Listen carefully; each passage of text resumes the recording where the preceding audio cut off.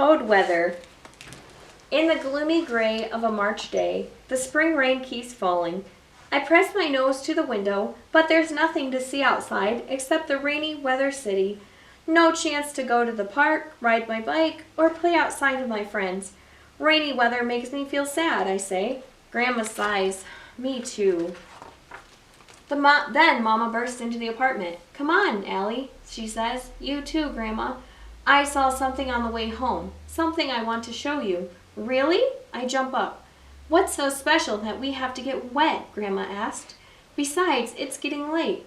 It's still light enough. Mama hands us our slickers and boots. Come on, get ready, let's go. I think I'll stay right here, thank you, Grandma says. But Mama says, please come with us. So she does. Out in the rainy, nearly nighttime, streetlights are glowing. So are shop windows. But the world is soggy, dreary. All around us, people are hurrying through the drizzling rain. Cold drops slip down my neck. So I pull my slicker hood over my head. Then I start to hurry too, and Grandma keeps up with me. Slow down, you two, Mama says. There are lots of interesting things to see along the way. Like what? Grandma asks. For one thing, Mama says, look at all the colorful umbrellas. It's like being inside a rainbow, I say.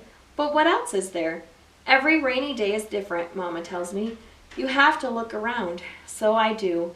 I see awnings dripping, cardboard boxes melting, passing cars pushing up waves so high that people jump back from the curb. But where's the surprise, I asked. I vote we turn around and go home, Grandma says. No, it's worth waiting for, Mama says. You'll see. Keep walking. I stomp through puddles. Look! Mama points at water sprouting way up high from a manhole. Is that the surprise, I ask? Or is it all the colors swirling on the water? Grandma says, those colors are dirty old oil. That can't be it, is it? Mama shakes her head. Then I spy an earthworm inching across the sidewalk. Look at that! Rainy days are perfect for earthworms, Mama says. Their skin has to stay wet for them to live. While raindrops splash and splatter, we watch the worm crawl, stretching out long and pulling up fat. Finally, the worm wiggles into a patch of grass. We start walking again, joining all the people flowing along the sidewalk. But now I keep an eye out so I don't step on any traveling earthworms. What's the surprise? Grandma asks. I don't want to wait any longer. Listen, Mama says. You can hear it now.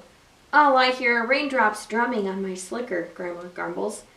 I hear people talking, I say, and garbage cans banging, a dog barking, and a crossing light beeping. Mama says, you hear the sounds every day. Listen for something unusual. So I squeeze my eyes tight shut and listen hard. Then I hear it. It's like lots of tiny whistles, I say.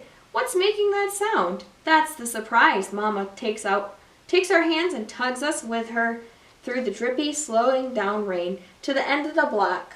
All the while, the sound gets louder and louder and louder. When we turn the corner, we see lots of people crossing the street and rushing back again. A police car is blocking off the street, signs to say Toad Detour. Other people are picking things up, something small as my palm and brown. My goodness, Grandma grins, toads. Toads are everywhere, crawling out of the grass, leaping onto the sidewalk, hopping across the street. Those toads are in a hurry, Grandma says. Where are they going? I ask. A man points to the dark, to the ponds across the street. Over a few weeks each spring, Mama says, when it's perfect toad weather like tonight, they head to water to mate and lay their eggs. Cool, I say. Grandma says, you can say that again. But the toads need to cross the road safely, Mama says. Do you want to help? You bet, I say. Grandma scoops up a toad. Let's get to work. A toad hops onto the toe of my boot, and I pick that toad up. Bop, bump. The toad tries to hop out, but I cup my other hand over it. Follow me, Grandma says, so I do. Mama passes us carrying 2 toads. Watch your step, Allie, she says. There are toads in front of me, beside me, and tagging along behind me. Tiptoeing carefully, I ferry my toad across the street. Then I go back for another. I make a trip after trip. Sometimes I carry 2 toads. Once I even carry 3. I don't notice when it stops raining, but by the time the toads have stopped trekking, people are leaving and the rain is gone. Time to head home, Mama says. I admit it, Grandma says. That was worth going out in the rain. And we helped the toads, I said. I'm tired, dripping wet and shivery, but I don't care. Toad weather makes me happy. Me too, Grandma says. Grandma, Mama, and I walk home through the dripping, freshly washed, after the toad weather city.